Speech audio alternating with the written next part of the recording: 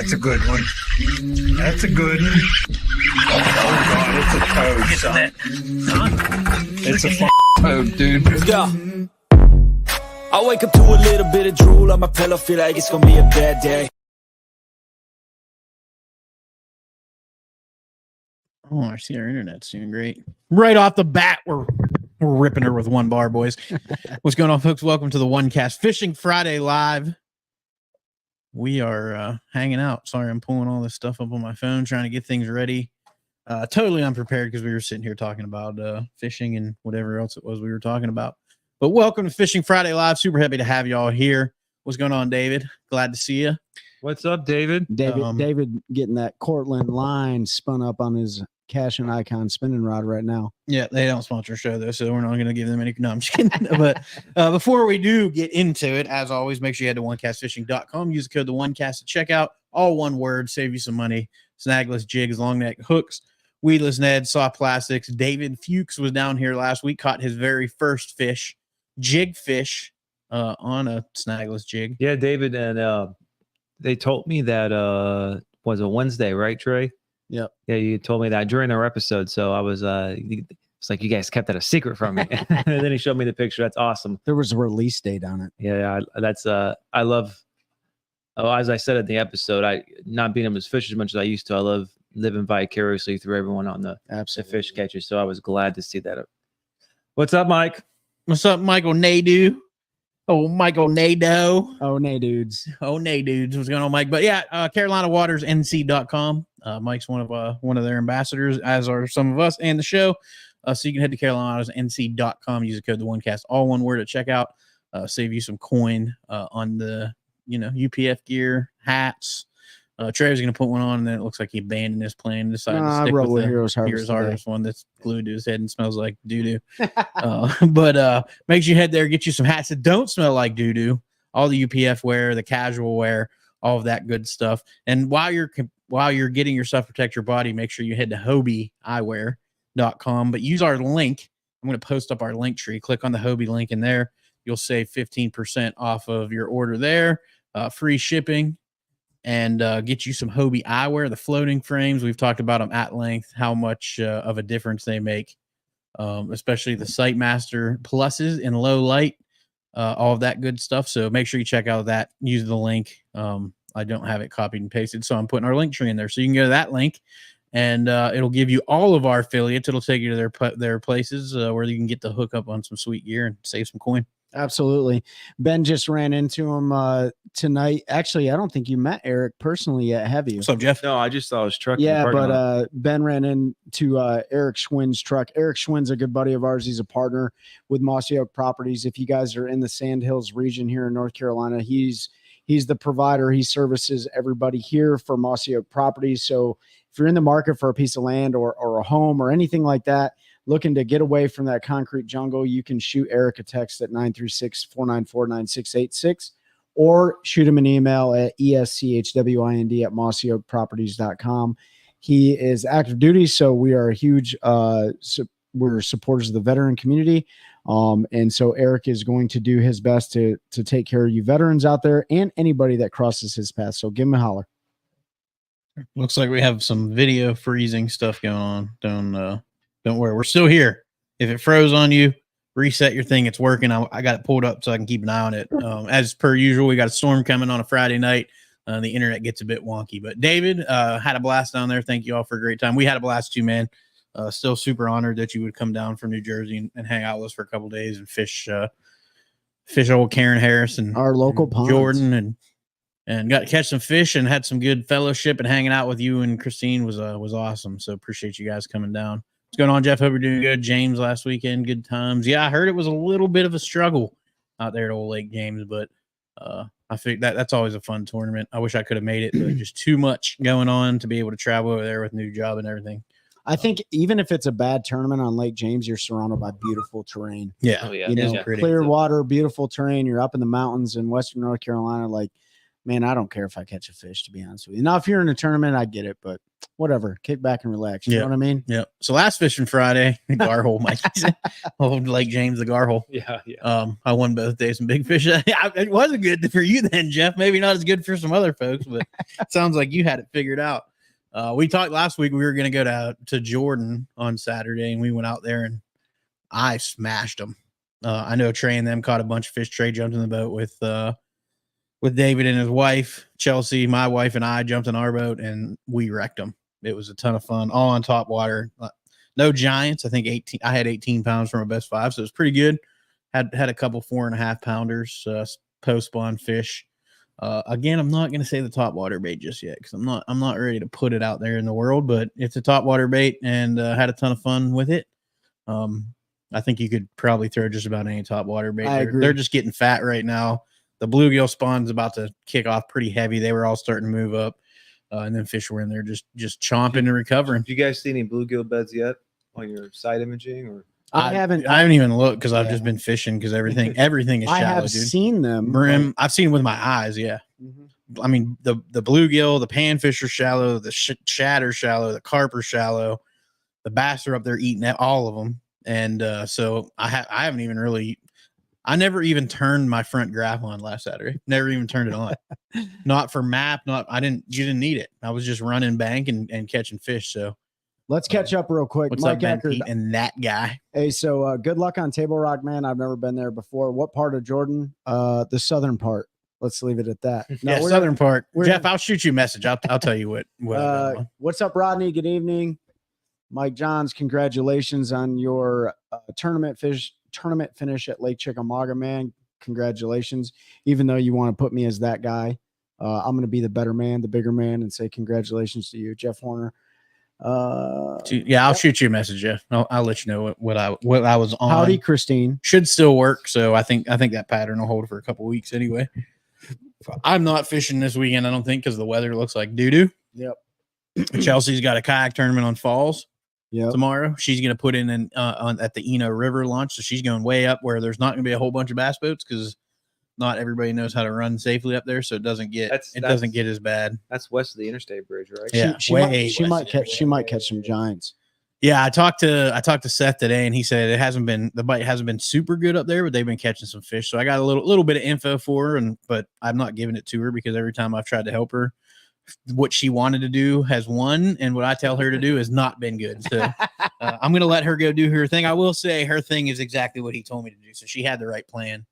So she's going to go up there and have some fun. Hopefully. So a beetle spin on braid, ultralight with 65 pound braid. It probably worked. Yeah, it probably worked. And the best thing about getting up there, get out away from all those lake crazies that are going to be out there on Saturday because they're coming out already. Oh, dude, let me tell you. So I was on the lake today. Mike Johns, what'd you say? I sell their waypoints for cheap. He's trying to sell our waypoints. Mike, you don't even know how to use your graph. So whatever. Mayfly hatch, fish popper on Falls. Yeah, well, between the mayflies and the cicadas, yeah. So we got the cicadas, and if you guys are like tucked away in the woods, man, like it is almost unbearable.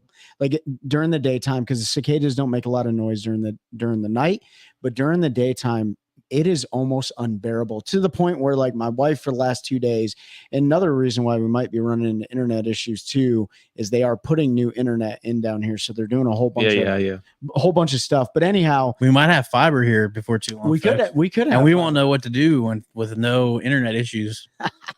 I mean, internet's working. It's working. Yeah. No, we're good. I'm not worried about it. But yeah, the cicadas have been absolutely unbearable. My wife thought it was drilling. I was like, no, those are cicadas. And she was like, what do they even do? And it was funny because we were having a conversation about it before, but like they're a mouthless sex creature. Yeah. Aren't they? Well, no, because we were talking about before. RJ said you don't make a lot of noise. It's because I read that article and they get an STD. Do they? And it turns into a zombie.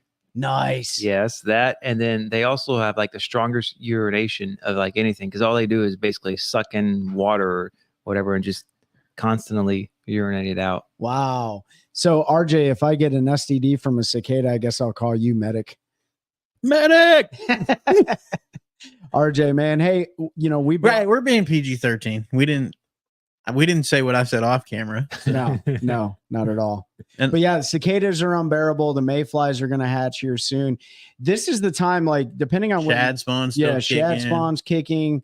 Brim are pushing up and starting to make beds and spawn. David, bluegill, whatever you want to call them. David Panfish. ended up catching a giant snapping turtle down here, but I can tell you right now, I was just telling Ben and Pete, snapping turtles are also up in the shallows, crushing the brim on the brim bed. So you're starting to I'm definitely seeing it down here. And if you guys are fishing your local bodies of water, especially here in North Carolina, like, you're starting to see that spawn transition where, still some of your lake is spawning, but it's like very specific coves. And then the fish are moving around a lot. And so you can have some really tough days on the water, but yeah, I will tell you, you can have some really good days. You can have some really good days. The last 2 days I've been out and it was like 1 or 2 fish. Today I went out and caught a limit within like 2 hours. Right. So it just really depends on the area. So, yeah. And I think Jordan was so good when we were there because we were getting that first wave that spawned that was coming out of that kind of right after they spawned funk, and they were just in there to eat. Yep. And I mean, I had one come, it was only like a 2-pounder, it wasn't a big one, but it came completely out of the water on this top water bait. Missed it. I threw it back in there. It came up and blew up again and missed it. And then the third time it came up and ate it. So they were super aggressive. That makes sense, right? Because when you and your dad were out there that day and they were all over. They were all that over. was It was about 2 10 weeks, days, yeah, about 10 days before that. So they did their thing. They got little post-spawn blues, and now they're ready to feed up. So yeah, Mike was calling me after, or did he call me? I don't know. Anyways, we were on the phone and we were talking about his tournament on Chick, and so I think I ended up catching bass number 3 and 4 while we were on the phone. So no, I am a good actor, Mike, though. I appreciate that compliment. So, but yeah, so for those who don't know, everybody thinks the bass spawn and then they immediately move to those like tertiary and structure and just start eating, and they do not. There is a period. What's up, Larry Reed? What's up, fellas on the road? Gonna show them West Coast bass on one cast level. Let's get it, man. Oh, that's what I like to hear. But yeah, so there is a period, might be 5 days, might be 10. I don't know that there's really science. No, he's not serious comment. I'm sure there's some kind of science to it, but there is a period where they just kind of lay there and don't do anything. Sometimes you'll see those big females cruising in the shallows, and that's what they are. They're in that post spawn and they're just kind of there. They're trying not to burn a whole bunch of energy. They're just weird. And then they've got to recuperate. Then that light switch flips, and then they eat everything in sight for about 3 weeks. And they'll progressively work their ways back out to their summer areas that time of year. If the shad are, but the shad seem to be holding shallow a lot longer this year. Yeah, they're definitely tucked in the backs of the coves right now. And then there's little things like we got a little cold front, a little front coming starting Monday, which will drop the water temp a couple degrees with the rain and stuff.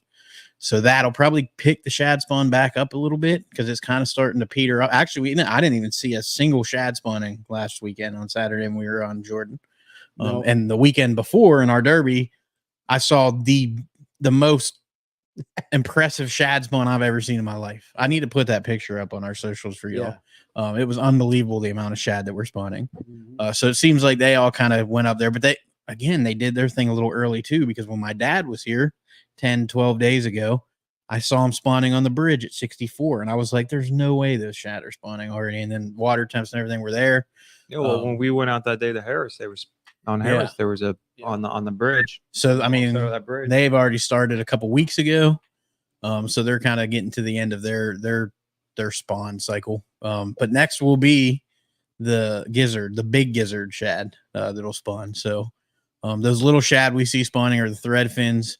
And then the adult gizzards are spawn, and they spawn very different. They like clay points and stuff like that when they spawn. That's actually how Milliken won the tournament down there on Toledo Bend when they were there, because the bass were done spawning, the thread fin were done, but he found where gizzards were spawning. We're catching them on a big glide bait and a big Texas rig or a big Carolina rig, stuff like that, crankbait. So you got to look for those bigger shad to start spawning next. And then the gills will spawn for a couple weeks. Yeah. Well, the gills are spawn all summer What's going on, long. Zach? Yeah, they will. Yeah, that's true. Yeah, you'll find pockets all summer. So talking about this time of the Gizzard were year- starting to spawn in Tennessee. Yeah, I believe it. Oh, and they got massive gizzard shad in Tennessee. So talking about this time of year, like this is where people get like really deterred, right? There's that period you talked about where the females or the bass in general are just advice to anybody would be cover a lot of Yeah, water. cover a lot of water. Because you have every bass in your lake didn't spawn at the same time. And there's multiple phases going on right now. I think there's all 3 phases going on. We're really at the tail end of probably some fish sliding up, but they still will spawn sometimes in late May and in early June. But you just got to cover a lot of water and like pick those creeks apart. Especially this time of year with the shad spawn. Right. Because if you get out earlier enough and you see the shad spawn there, okay, that's good. But if you're not out there earlier enough, or you're in a spot where you don't see it, the shad spawn is going to take place in the lake at different times. Right. So like for a couple periods, it may be the north, and then Yep. migrate. And so like if you don't get bit in a place, and like a lot of times this time of year, I may even run to like a completely different section of the lake. Yes. And Yeah. just then try to find a shallow bite that way, because Better know where the shad spawn is if you're going to fish it in the first thing in the morning, because you only got about an hour. Yep. exactly. As soon as that sun gets above the trees, that's done. So So Jeff, downsizing your bait, it Yeah. definitely helps. carp One- were spawning also Alicon. So was I'm that on so Harris? tired, Yeah. tired of the carp, dude. Channel There's- cat spawn after the bass, and then you had downsizing baits. Yeah, downsizing definitely does help. It definitely helps. But I was going to ask you guys, right, for the guys watching, and you guys please chime in with your comments. If you were to put 3 baits on your boat right now in this time of year, one for the morning and and then the other 2 or 3 of them, what would they be? What would they be? Just top 3 Right now, Right I'll now. let you go right first. now. top water. Okay. All right. So I'm probably going to use a popper style. Okay. Then I'll have some sort of jig on to flip around lay downs and all. And then it's either probably going to be a bladed jig or swim jig, depending on The cover. really how slick the water, Yeah. how calm the water is. Okay. So if it's super slick calm, I'll use a swim jig over a bladed jig. But yeah. Okay.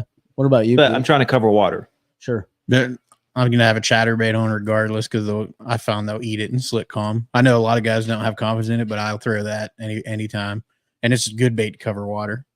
This time of year, I'm a spinnerbait dude like Trey, but for some reason I just really like a bladed jig this time of year.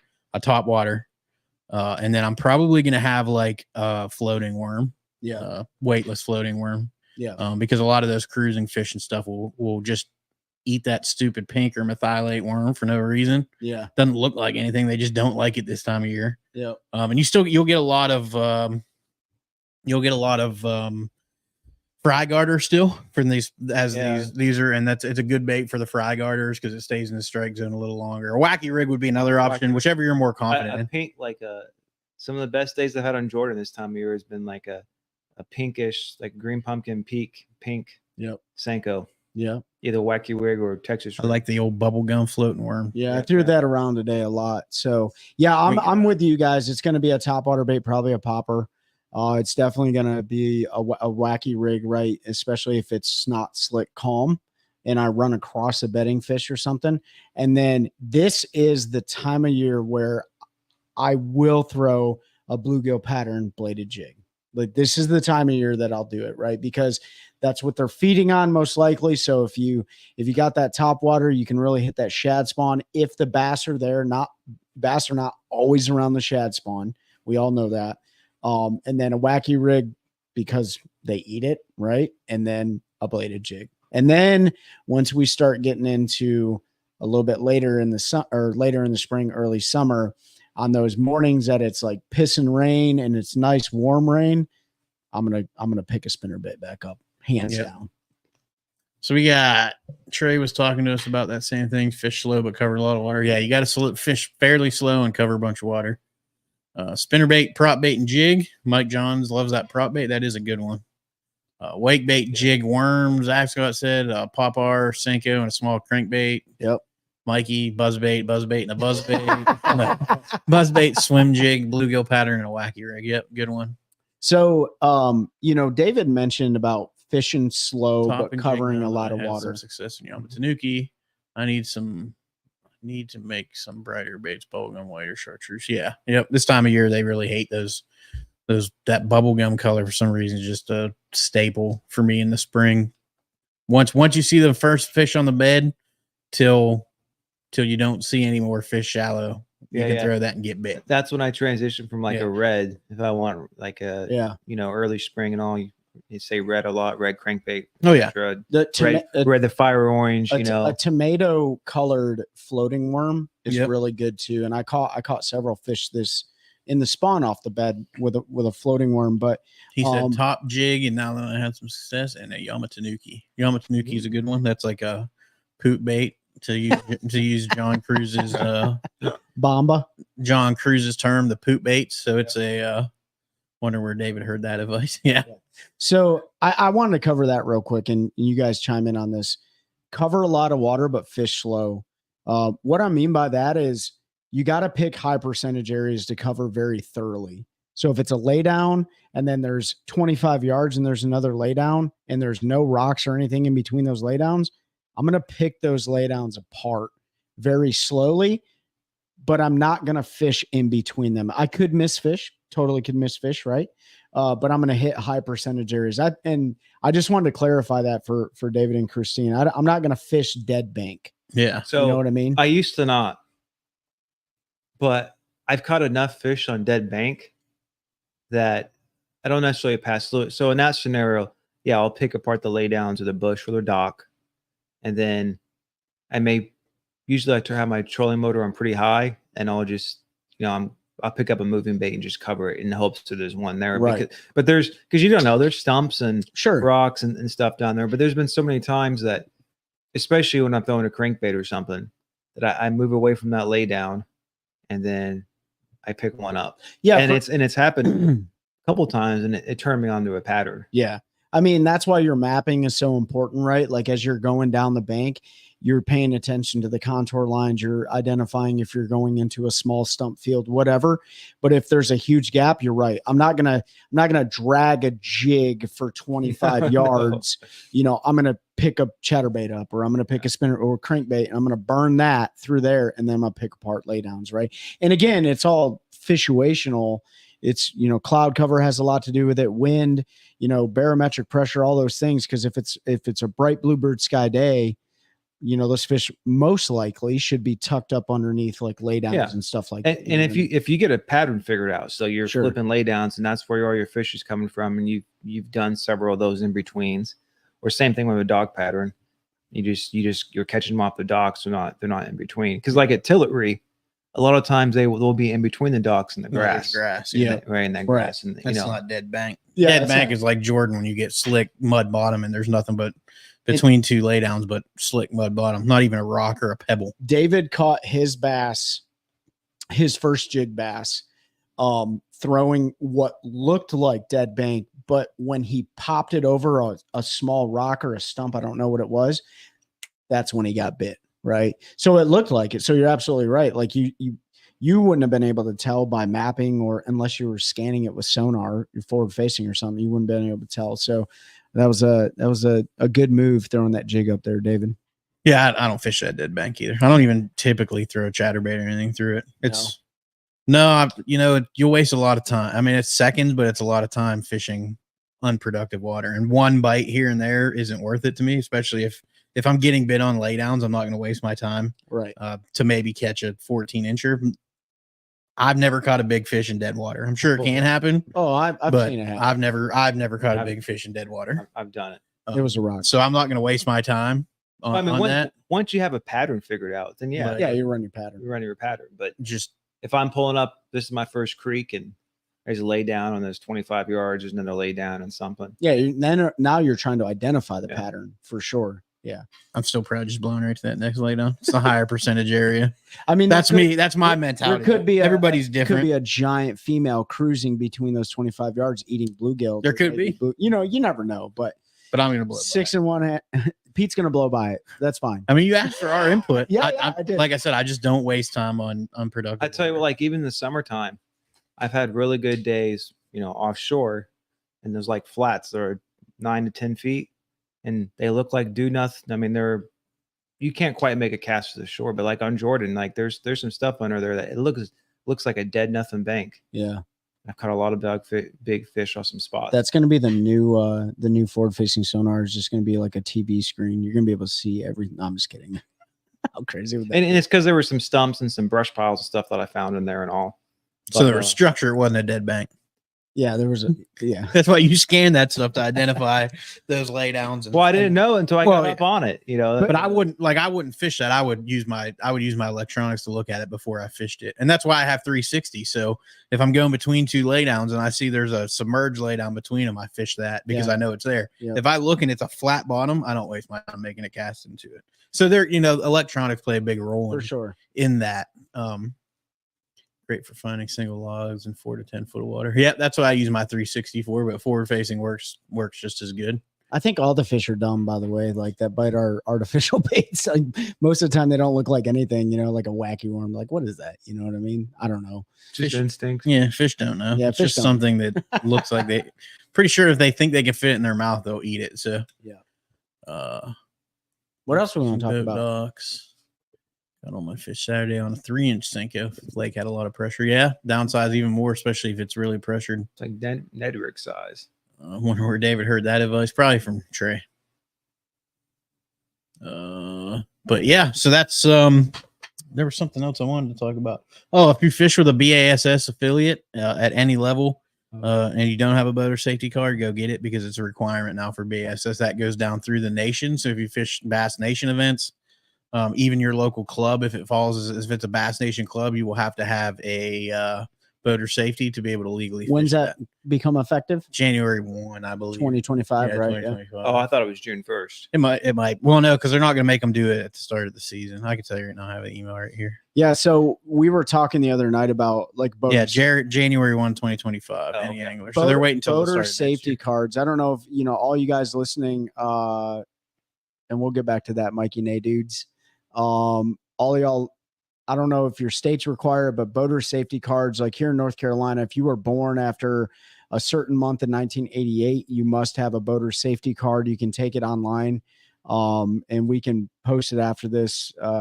Every state's different, so check your state laws. Yeah, check your state laws. But yeah, now BASS in 2025, any of the affiliated deals with BASS. I think you're up to, they put it in there. I think there's 36 states now that require you to take boater safety, but there's free courses out there. So, and they're not, it's basic stuff, but it's stuff you see people do dumb a lot of times on the water that don't know. So, why do fish eat pink? Nobody knows. I've read 1,000 studies and talked to 1,000 different anglers. There's just something about that color.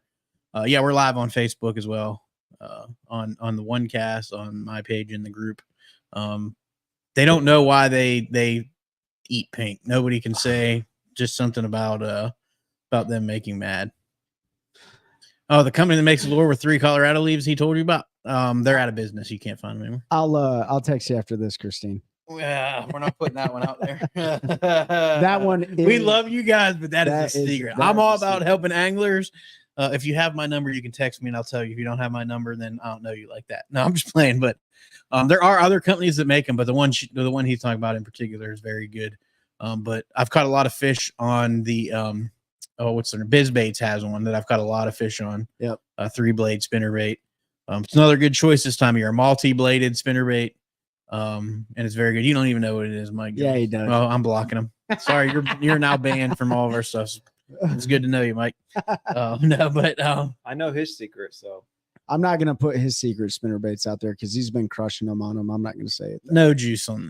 There's certain juice. Every angler has some certain juice that they just keep close to the chest. So NCB has some. I think I don't know who that is, but probably NC Bassin. NC Bass? No, that's not a bait company. Oh, I don't know. Who's NCB, Zach? You can't talk to us in abbreviations. Acronyms. But yeah, pink, like Jeff said, I think they see it different. But also there's just something about that color. They hate it this time of year. I mean, they when they eat that stupid pink Nate's Custom Baits, there we go. When they eat that stupid, I'm gonna call it stupid bubblegum floating worm, they absolutely demolish it most of the time. And that's the one in our cluster in our last tournament. That's what I caught our last call fish that put us into the check line, and some much needed points was on the old bubblegum floating worm on a laydown. I just like it this time of year. I don't know. I don't know what I really resembles, would. though. This time of year, I have to have 4. Like you said, we could have 3. I have to have 4 rods because I have to have a flipping rod because you're probably gonna find a fish on a bed, and I gotta have my flipping. There's rod only for that. one way to catch them on a bed. D-bomb. Gray saw. I never threw anything else. I caught him on a bed today on a wacky worm. Oh yeah, you can definitely catch them on other stuff. Yeah, but you know that is interesting though. Like, you know, when we were fishing you know, the Jordan tournament, you know, we were throwing a multitude of different bugs at the fish, right? From biz baits to missile D bombs to the list goes on. Crush City, that Crush Bronco City, bug. even the Rage Craw, like, you know, different ones, but and they all offer different actions, and it gets the fish in a different attitude. Or you just flip to them enough times, they're just going to eat whatever that 16th flip is. Yeah, I don't know, but you just got to have that. That's why we have so much tackle on the boat. It's ridiculous, man. It's unbelievable. Yeah, you gotta let the fish tell you what they want. Sometimes they want that Rage Crawl that's a lot more aggressive flap and it's a skinnier body. Sometimes the D-bomb because it's just a natural. It's not super aggressive with its motion and everything. Sometimes it's a lizard or a speed worm or it just or brush hog. You'll know pretty quick. Like if you flip to a fish 30 times and it doesn't pay any attention, sometimes you'll switch baits. I don't know if it's because you switch baits or not, but the very next flip with that new different bait, they eat it. So here's a question for everybody. Let's talk about waste. So I noticed this about you. And I do the exact, well, I don't do it, but sometimes I do it. When you put a D-bomb on, right? And you're like, I'm going to change baits. Do you carefully take that D-bomb no, on? I rip it off the hook and throw it in the bottom of the boat with the other 300. So there'll be like 800 D-bombs. I don't have time to sit there and try to save. So do you guys do that, right? You're like, man, that's, $10 a pack or whatever. I'm going to slowly unthread that from the hook and then rethread. There are times where I do try to conserve the bait, but if I'm fishing a tournament, I don't. The last thing I care about is saving that bait. I rip it off. I'm just pulling it off and chucking it down. Because even with a big flipping hook, even if you take it off there, it still is never the same. That's true, but you can flip it around the other side too. And I leave I try to leave my plastic on as long as possible. Yeah. Even if a appendage or something might come off or something, I don't care. Pete's not doing that because half the baits living in the water or beat up or one fish, new bait. That's true. That's true, right? Like you can catch them on anything, to be brutally honest. But I put a new bait on every fish. Do you guys put a new bait on every single time in a tournament? Okay. When I'm fun fishing, it doesn't matter as much to me. And in the soft plastic, whatever it's made out of, really is going to depend too. So like missile baits, Guggen's baits, I don't own any of them, but their baits are really soft. But then you get into like the more stiff baits, like biz baits, they got stiffer plastic, right? The Lastec from Z-Man. Lastec from Z-Man. So it really just depends. But if you're trying to save a couple dollars, you might not want to. If you want to save baits, don't throw anything Guggen. Kitex or anything like that, it's less than one fish per. Oh, for sure. That's funny people say that, but I've had days on Lake Erie and caught 70 smallmouth on a single 4-inch Kitech. Do you super glue the head to the jig? Oh, every time. Yeah, you have to. Yeah, but they definitely aren't as good as the Elastec ones, but they also, I'd feel like, have much better action than the Elastec. The stiffer the plastic, the less action you get. For that's a fact. I use a bait until it won't stay on the hook. There you go, Jeff. Yeah, there's nothing wrong with that. I know a lot of folks that are like that. For me, I like to have a fresh bait on there after I catch a fish. Heck, even if it's like a longer creature bait or something, and like the either Texas rig it or screw lock it, the front end can get messed up. I'll just bite off a little portion of it. It's fresh again. Yeah. Good to go. So here's what I'll do that if I'm low on baits. Yeah. So here's for sure. This was something I'm also cheap too, Jeff, even though I just ordered $125 for 5 baits worth of baits. So when I was on the phone with Mike, right, I kept getting this fish on the bed to react, but the soft plastic I was using, I was flipping a drop shot in there. I was throwing a glide bait on there, all sorts of stuff. But so this fish would not bite or get the entire wacky worm in his mouth. Now I could have cut the wacky worm down, right? But instead, I grabbed a Ned rig biz bait deal, and I'll go grab it in a little bit. and I wacky rigged it. Oh yeah. And I just flipped it in there. It was like, boom. Yep. And I'm like, you can throw anything at them on the bed, but get creative with your bed fish. I mean, Alex Watts won the co-angler on when they were at Bugs Island last year in the Open, and he was wacky rigging a Ned bait. Like, yeah, was he? Yeah, or Nico rigging it one way or the other. Oh, okay. That's just a smaller profile. It's It's just almost the just a exact turd, same bait. He was using the magic worm, but the little one, and he was wacky rigging it because Yeah, but those bed fish, each fish is different. Yeah. One this year, it was pretty locked down well, but he didn't want to really touch or was interested in anything except my bluegill swim jig, the perch swim jig. But when I would flip in there, if I flip past the bed, like he would turn and look at it about 2 feet away. If I would drag it to him or try to shake him from his face, he wouldn't do it. What I had to do was really, really fast and hit him right in the mouth.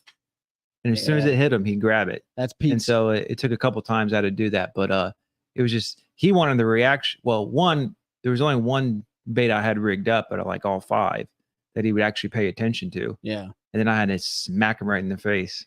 Dude, I've never seen someone piss a bass off so bad other than Pete. Like Pete will straight up freight train a bass and not like harming it, but he'll like knock that bass like 15 times in a row just to get that to where the bass won't even spin. He'd be like, whoop, nose down. He's like, oh, this fish is caught. You know what I mean? I caught every single bedfish I've caught this year on a demo. I love every single one. I never threw another bait this year. I love it when you do that and you hit them on the side but that's when they turn and flare. They just can't help themselves. And they pick it up because sometimes you just gotta smack the snot. If you hit them in the side and they don't spin and they roll on their side, you can just go, that fish is caught. Yeah. All right. So what, Aaron? Hopefully you got the information you're looking for. Aaron, old timer. Oh, sorry. Yeah, go ahead. Aaron hit us up earlier asking about some electronics. Hopefully you get that figured out. You know, shoot us a DM if you have any more questions, Aaron, about map cards or anything like that, bro. Old timer told me that when you catch a fish, there's a scent left on the bait that attracts other fish to bite it. Maybe. I don't know. Back in the day when I chewed, I used to like spit Red Man on them. Oh, they love a little Copenhagen. Yeah. You see how wet my line gets when I make a knot. My baits all had Copenhagen. He does, like Pete doesn't even spit on them. He just like dangles them in his mouth in the saliva. Yeah, you gotta get him wet, bud. You gotta get him wet. And Mikey said, "Hell yeah!" I don't know what he said, "Hell yeah" to, but hell yeah for like beating the crap out of the fish. Oh yeah, yeah. I mean, there's times where like if they're really just being stupid, I'll put like a 1 ounce weight on, and then I'll literally won't put a hook on. I'll put a screw lock in it with a bait, and I will roll it up to him, and I will act like I'm trying to snag them. Yeah. I'll hit them that hard in the side. Yeah. To where they get mad, and then where you actually did snag. Well, that one whirled to eat it, and I just got a little overzealous. His mouth open. Here's a technique you can use with like a 1 ounce flipping or an ounce and a half like a flipping weight. Is that don't bobber stop it, and put a floating plastic on where your hook, so it's going to come down. So when you pitch in there, that thing is so heavy, you can just move your line back and forth and tap it, keep it in the same place, and tap it against that big weight. Yep. And if you get it close to that ideal spot, like it just drives them nuts. Yeah. Do you guys ever put a like a red glass bead between like your bobber stop and your 100% makes a huge difference sometimes. Sometimes it definitely does. Sometimes that red bead will be the complete difference on a fish biting or not. Sometimes you'll take it, put a red bead, you'll flip at them 1,000 times, they won't even react. You put a red bead on, flip it in there the first time, they eat it. It's ridiculous. Just something about that. I don't know if it's the bead or the clanking or what it is, but that's the only reason I have red beads. I use them there, and then I use them in the Carolina rig. Tokyo rig's a good one for bed fishing. Yep. That's a Nick Kincaid deal. He loves that Tokyo rig too. What is the biggest challenge with getting big fish to bite on the bed? What do you think? To get let's talk about getting the big fish on the bed. Well, you have to make sure they're on the bed. You gotta get it. That's usually the biggest challenge. A lot of times those big females don't, unless you're there at the exact right time, they're not locked on the bed. They're sitting back off of it. So there's a lot of theories. I have definitely caught the male and had the female slide up when I've caught the male. I also know that sometimes if you get the male mad enough to where he's running all over the place, she'll come up there to help protect the bed, and then you can get her to bite. I've also seen it where I never saw the female. Yeah. But that female just got tired of that male not taking care of the problem, and she darts out of nowhere and grabs your Right. lure, and that happens too. Have you ever had times where you have pissed the male off so badly, but you're intentionally trying not to catch him that you get the female? Yeah. So, we ran into that. Mikey and Nick fished a tournament on Harris a couple weeks ago. That's a tough lake, right? It's a real tough lake to bed fish and try to get the female to slide up on the bed. And the reason being is because a lot of those males that you catch off the bed, they're in the slot. So you can't put them in the box and wait for Big Mama to slide up. You know what I mean? And that doesn't always. It doesn't always work. And There's times you'll catch the female. Last year, or the female will just swim away. When you last year, there was about a 9-pounder female right off the bed, and I finally caught the male. That was only this big. And I put in the box, and then I get back up, and she was still there. I flipped her there one time, and then she disappeared. I sat there for like 30 minutes, just waiting for her to come back. You're playing with fire. Yeah. There. Yeah. Like, so if you guys are like, and I think we covered it in our episode with Seth Ellis, right? We talked a lot of bed fishing stuff. So, go back to Spotify, Apple Podcasts, whatever you guys want, and listen to that episode that we recorded with Seth Ellis. And he puts out a lot of good information on bed fishing and what you can do to get, generate those bigger fish and stuff. So it's definitely an art. It's not a science by any means, I don't think. No, you could tell pretty quick you do it enough and you kind of figure out fish behavior, and you can tell pretty quick if you're going to be able to make them bite or not. And there have been some that I was pretty sure I was going to be able to make bite, and they never did. Yeah. But for the most part, you can tell pretty quick. The best is when you roll up and flip it in there and it drops and they just eat it. And you don't have to worry about it. Yeah, except for you don't learn anything then. You spend 2 hours on a fish, Sometimes it's nice when they just eat it on the first flip. Yeah. David, you got to get yourself a pair of those Hobies, brother. We put the link in there. Pete put the link tree in there. So and I know you ordered them for Christine before, but check out those Sight Masters, check out the floating frames and stuff like that. I know Mikey ordered him a pair. Those are tournament winning sunglasses on Lake Gaston. That's right. So check those out. You're going to save $15 if you order them using that link. Well worth the investment. Yes, it is. I agree. Jeff said largemouth are harder than spots or mean-mouths for sure. Absolutely. I think largemouths are probably the most finicky of the bass species that we fish for, specifically when it comes to the spawn, right? Like smallmouth, they're not stupid. They just eat anything. Spots, they are stupid and they eat everything.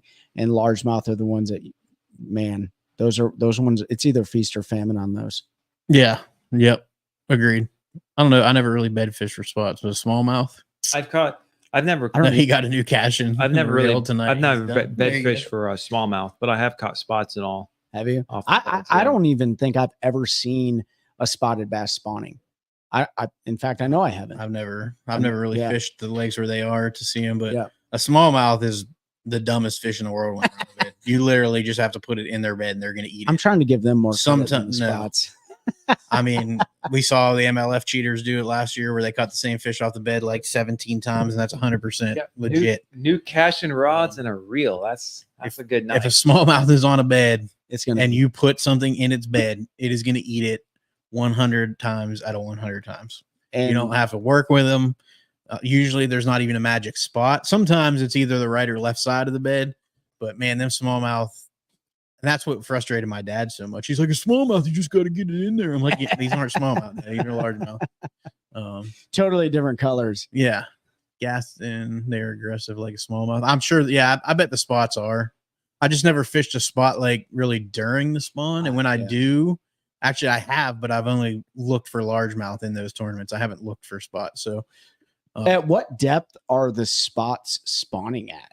I don't even know that either. Like Jeff, Mike, if you guys, you guys have a lot of experience on those bodies of water. I couldn't tell you where to even begin looking for spots except for maybe on rock, unless they spawn like a largemouth and fan out of bed and like, I don't know, the grassy areas or something. I have no idea. I mean, I would assume that every bass species spans out of bed, so I'm assuming they would too. He said shallow, so they push up just like a largemouth will. But I know that they can also spawn deeper because that was one of the things Corey and Seth have both said. is they'll spawn in like 12, 14 foot of water, Yeah. which sort of makes it tough to come up with a control measure or whatever. Now, when they spawn, Mike, we're having a conversation with the crowd now. When they spawn, are they just like a largemouth where there's, I mean, do they spend days up on the bed, or do they, I don't know how they do it. Anyways, let us know. Let us know in the comments about spotted bass spawning. I have no idea. Dave said, actually, I bought 2 cash and fishing rods and 2 reels, but only one is mine. The other's for my warrior in May. That's awesome. Your warrior's lucky guy or gal. I've been thinking about doing that. I just haven't had time to head over and see my homies at Cashin and get something set up. But I do plan to do that. So hopefully May 18th they'll be on it. James has spots that spawn deeper. Yeah, I'm sure that they do. And if you see a smallmouth on a bait, it's not a smallmouth, so that's a spot as well. Because there's no, what do you say, Corey? 2 years ago we had Corey in here. It was been 5 years since they've had 100% smallmouth on Lake James. So he said you've probably got, at this point, that's over a year ago we had him here. So you've probably got 3 more years of catching those meanmouth on Lake James. And then there will be no remnants of large or smallmouth bass ever being in that lake. It'll be 100% spotted bass. And then the largemouth. So they're going to breed the smallmouth right out of Lake James, which is terrible. That's why I don't be a bucket biologist and move fish.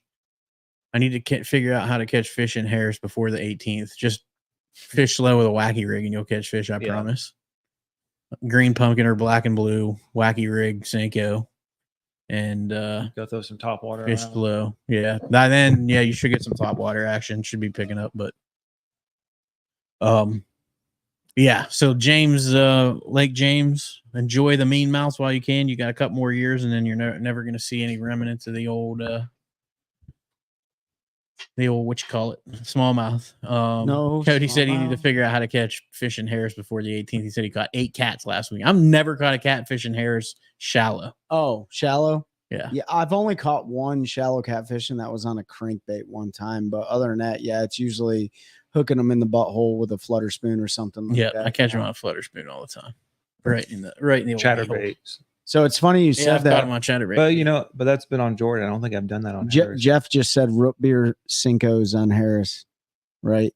That's kind of like that's a PB. That's PB and J, bro. Yeah, but I mean, like, that's root beer color. No, it's PB and J. That's PB and J. Not the top, not that. That's the bottom. That's brown. That's brown. Whatever. Root beer has like a almost like a reddish tinge to it. Cody, it's a very unique color. Cody was out there with a jig head minnow trying to get him a forward facing sonar. Put that forward facing around in the jig head minnow. You're a month. If you're taking, you're a little early for that, Cody. If you're taking a veteran fishing on May 18th, I would just put a, depending on the experience level of your veteran, I'd put a spinning rod with a wacky worm or a spinning rod with a chatterbait or something like that in their hand and let them go to town. I think I'm going to draw Trey as my veteran. So we're going to be throwing around little Ned rigs. And that's all we're throwing, isn't it? I'm going to give him a Ned rig. Actually, you could do that too, Cody. You could definitely hit some of those rocky points with like a Ned rig or shaky head, and they'll probably pick up some by the time May 18th rolls around. I used to do, I don't know, it might be getting a little too late. Well, no, you're probably still doing the rocky rig. I used to do that in front of the reeds. Yep. With a little Ned rig. Yep. Super light Ned rig. Absolutely. Well, that was your problem. You were throwing a jig head minnow shallow, man. That's fair or not. Just mess with you.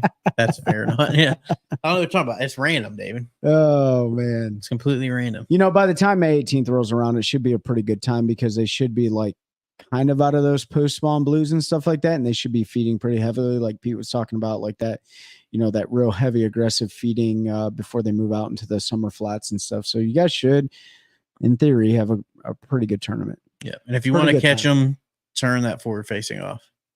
Yeah. Because Harris is a lake. Just leave that to me. You don't want that pinging on Harris. Oh, yeah. Especially when they're shallow.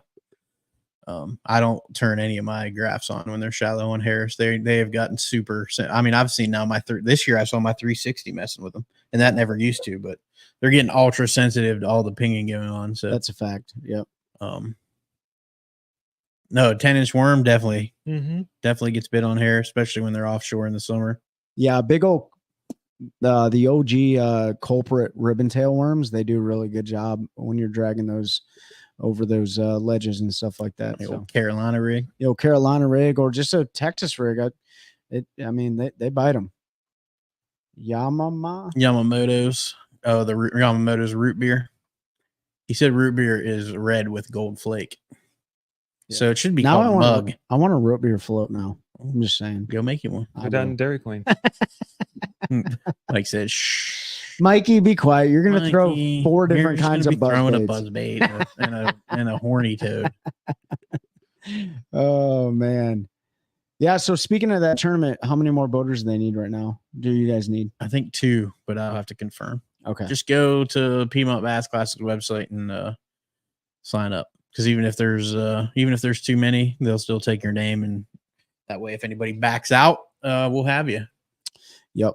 I'm on standby right now. You are? What? I'm on standby in case. They need another boat for sure. Yeah. The soda shop downtown. Yep. Yeah, they Yeah, were. it's S&T in Soda Sanford? Shop. Yeah, No, yeah, in yeah. Pittsburgh. It's Pittsburgh. Yeah. Oh, there's one in there's a couple in Sanford Mhm. downtown. So that was a problem on Karen on Friday. I had my forward facing sonar on. I Yep. mean, it's possible, David. But I will say this, like, that lake is unlike any other lake I've seen before with the way that you have to like soak a wacky worm. A lot of lakes you can pop it and wiggle it and do whatever, give it some action. But that lake is one of those that they just like it a dead stick. It's kind of weird. But it could have also been the day too. I mean, like I went out yesterday and the day before, and it was like a 2-fish day. And then I went out today and it was, 5 fish within 2 hours and they were all off the bed. So it just depends. I mean, that's just the way it is. Jordan was much better. Yeah, Jordan was good on Saturday. Speaking of tough, man, like, and I'll bring it up here just briefly. If you guys follow the BASS Opens, they just fished a tournament on Logan Martin. They're still fishing a tournament. The cut line was today for Championship Saturday. Those weights were brutal. They were brutal. I mean, guys were catching 5 for 7 pounds. 10 pounds was actually doing pretty good. Like it's pretty amazing. I think I was looking at most of 14, 15 pounds a day. I mean, there was a 19-pound bag yesterday, but that was that guy's he's leading because he had 15 a day. Yeah. What's his name? He's been leading both days. He won it last year. Josh Butler. Oh no, that was different.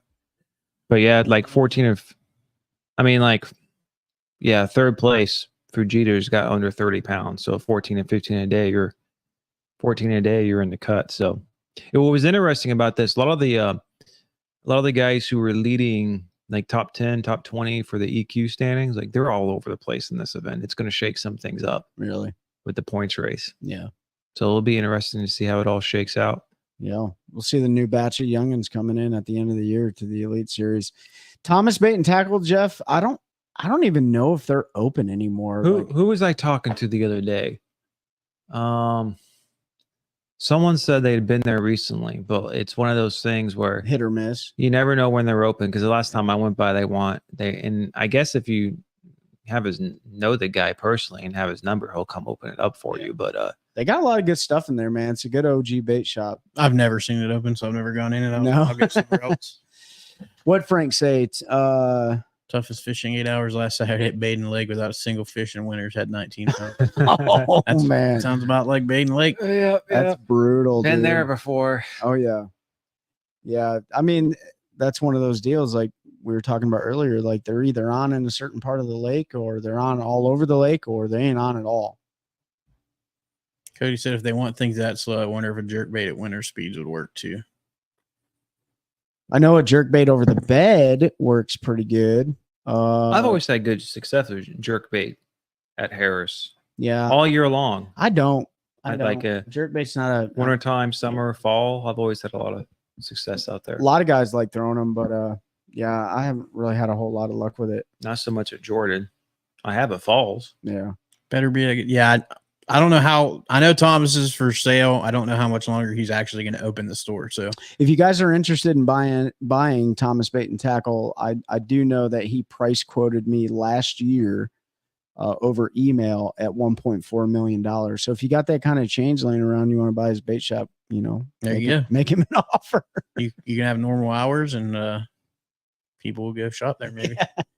That's how I was on Sutton. I was using the same thing as ever. Yeah, sometimes it's just not being in the right area, especially Sutton if you're not in the right pool or whatever they call them. Well, I mean, and even with our tournaments, right? Like I'm throwing a bladed jig right behind you and not getting bit, like it can happen. You may not be doing the throw, and go listen to the episode with Abby Abadanza, like him and Jody Queen were fishing the kayak tournament, and they were throwing the exact same thing, but Abby was smashing them and Jody wasn't, or he was at least getting the bigger fish.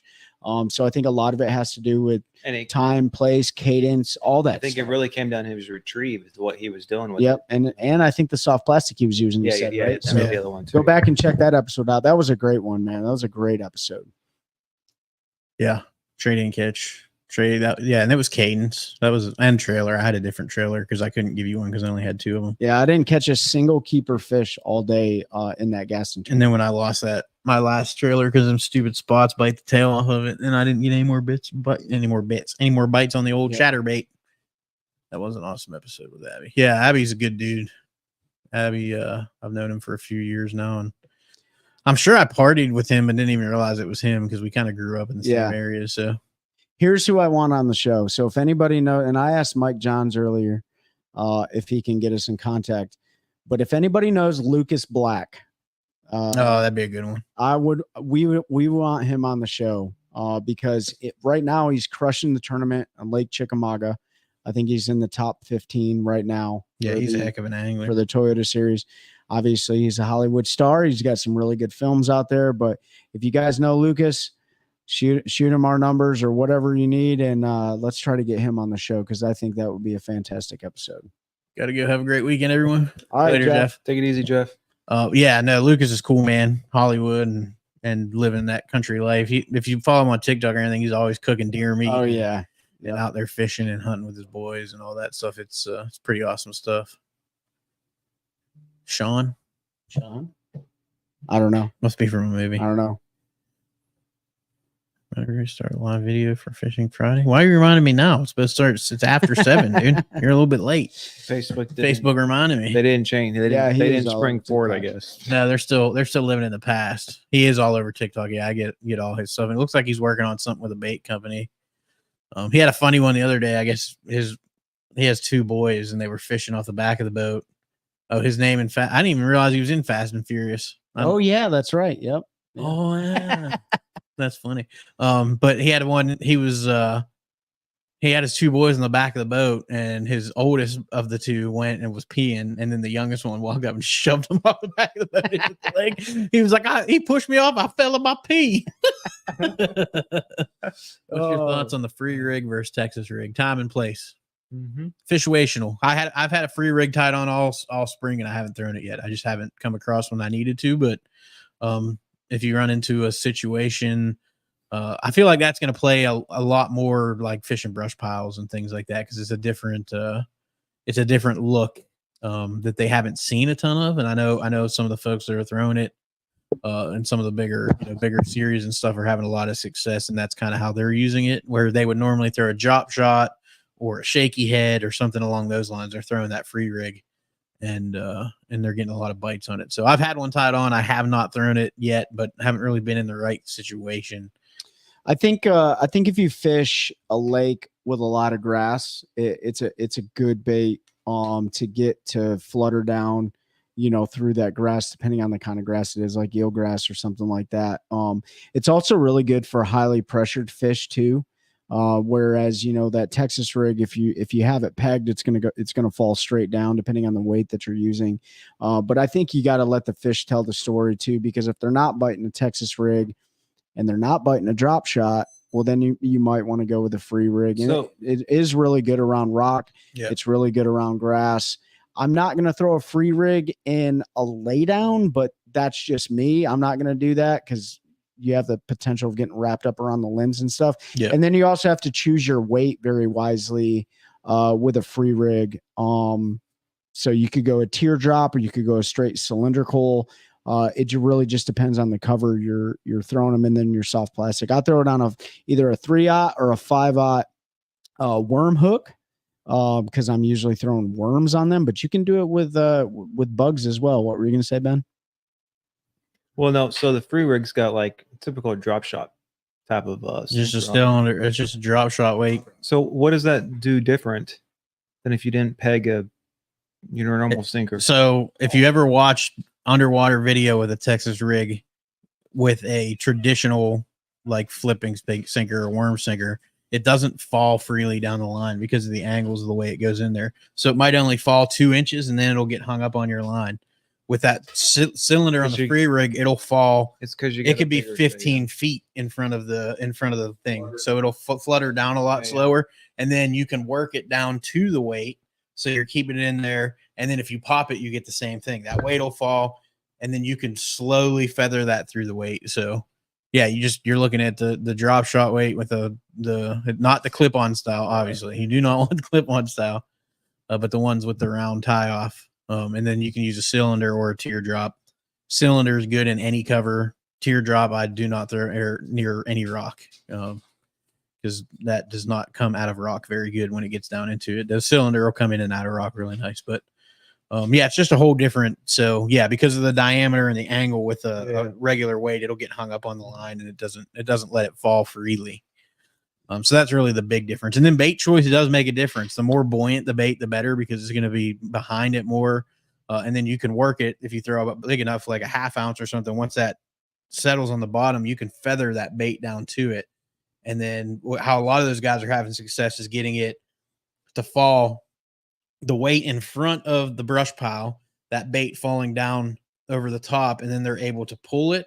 But then when they let it back, it'll start to float back because it's a floating bait. So they can keep it basically above the brush pile or whatever it is they're fishing and in that strike zone until the fish will come up and eat it. And then you're not trying to do it with a shaky head where you got to burn it over the top and then let it fall and hope they'll come up and eat it aggressive. Or a drop shot, you can only get right in front of it. You can't get it over the top of it. So that's really, it's just a different forward facing sonar really helps with that bait. That's how most of the folks that are really successful. But I would recommend, if you're going to throw it, like don't use like your drop shot like line style. Like I usually use like 6, 8, maybe 10 pound. Like I throw it on 14-pound fluoro. 14 to 17. I'm a 15-pound poly guy, but you're gonna have to set the hook like on these things, and so you gotta give them a little juice behind the hook set. Sure. And you gotta set it a lot like a Carolina rig. It's more of a side sweep than a picking up and jacking it, because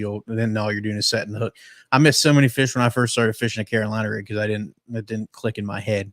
Oh, you were and I was just I'm just jacking the weight, not actually getting the hook into the fish. Or when I did, I'd have them hooked for a second and then they'd come off because I was just barely skin hooking them. So you got to learn that sweeping to the side hook set. What's going on, Wicked Bassin? Glad you could join us. We're wrapping up here, but I'm glad you jumped on. You may have been here and just hadn't commented yet, but glad to have you. That's a style I've never caught a fish on. Which style is that, Frank? Probably the free rig. Probably the free rig. Yeah. It could be. I haven't thrown it. Man, this thing is stinky, dude. You smell it? Garlic. Yeah, garlic and bizbaits. So hey guys, check it out. Carolina rig, Frank, you are in North Carolina, and so I made it a point last year to throw the Carolina rig more because I've given people way too much money that are throwing it, and I'm not. So I had it on the front deck of my boat. The first day I went out when they were offshore, I caught one on like the third cast, and I never threw it again. So yeah, I've only caught like a handful. I was like, I want to throw something. I mean, I think Seth was it Seth or Jesse said the same thing. I think it was Seth. I can't remember. Seth's here with us. I think that's what's a Carolina rig. Yeah, there he is. Right. It's not a flipping bait or a jig or a topwater. Seth doesn't know what it is. Yeah, that's right. He doesn't fish outside of 3 feet, so. It definitely has won a lot of these OGs some money. So it continues to. I mean, it's sure. just a bait that works really well and put some time into it. You can put anything on it too. No, you can literally put anything on it. I mean, you could Sinkos, lizards, I mean, you name it, you can put it on there. Bugs. So I did want to mention this. Jerk baits. We've already done 2 giveaways. Yep. Right.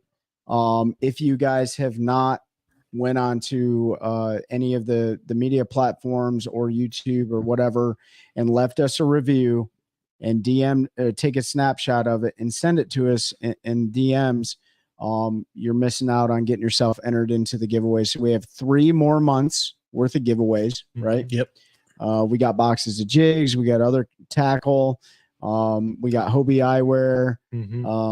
We got a bunch of stuff that our friends have been gracious enough to give to us, to give to you guys. So make sure that you do what I just said. If you haven't, leave us a review on Spotify, Apple Podcasts, YouTube, whatever.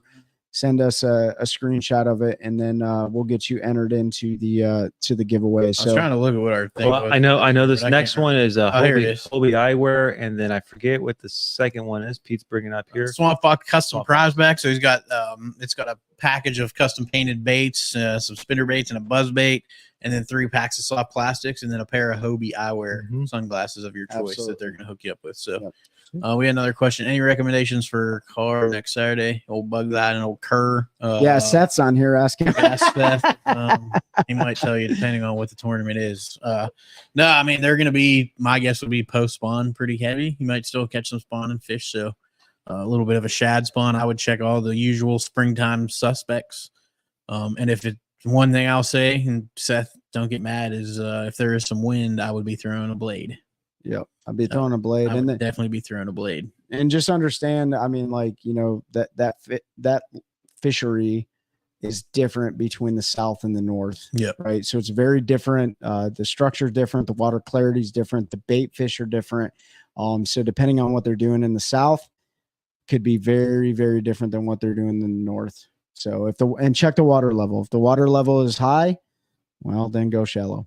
That's my recommendation.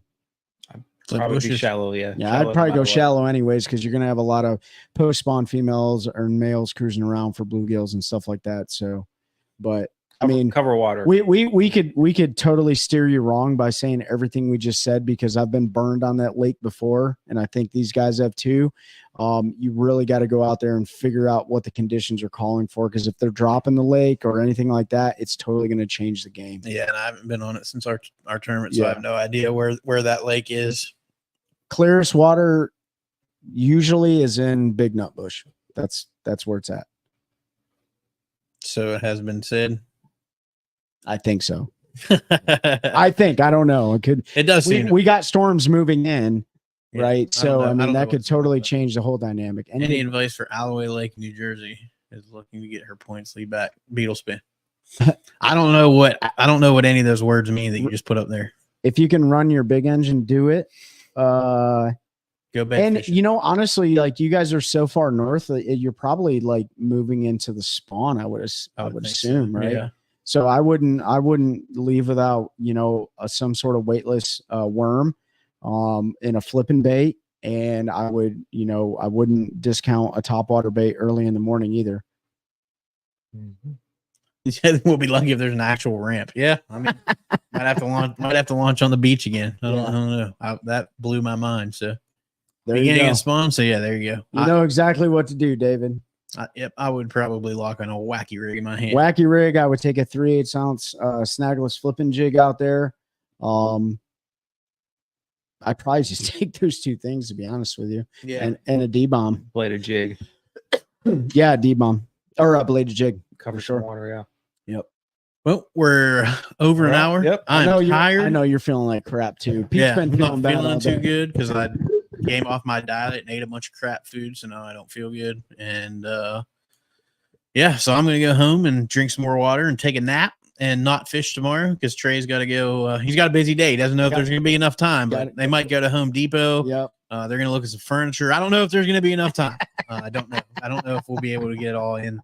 But that is his plan. So we're not going to fish because of the rain. Chelsea will be fishing in the rain at Falls Lake. Yeah, I'll probably go fishing anyway. Say a little prayer for her.